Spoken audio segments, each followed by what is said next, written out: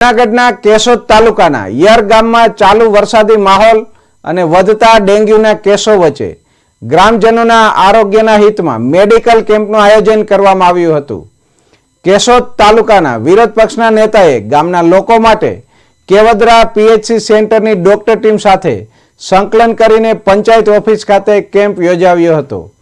તાવ, ઉધરસ, શરદી અને મચ્છરજન્ય રોગોની તપાસ અને સારવાર માટે નિઃશુલ્ક સેવાઓ આપવામાં આવી। સાથે જ દૂરથી આવતા ગ્રામજનો માટે આવવા જવાની વ્યવસ્થાનું આયોજન પણ કરવામાં આવ્યું હતું।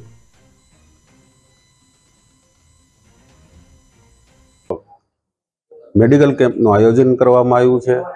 જે મેડિકલ કેમ્પની અંદર કેવદરા પીએચસી સેન્ટર હેઠળ આવતું આ ગામ ત્યાંના બારિયા સાહેબ શ્રીની આગેવાની હેઠળ અને ગામના અમારે આશા વર્કર બહેનો તેમજ બધાના સાથ અને સહયોગથી એક જે અત્યારે ચોમાસાની સિઝન ચાલતી હોય ત્યારે જે રોગચાળો ફાટી નીકળ્યો હોય ત્યારે આ કેમ્પનું આયોજન કરવામાં આવેલ છે।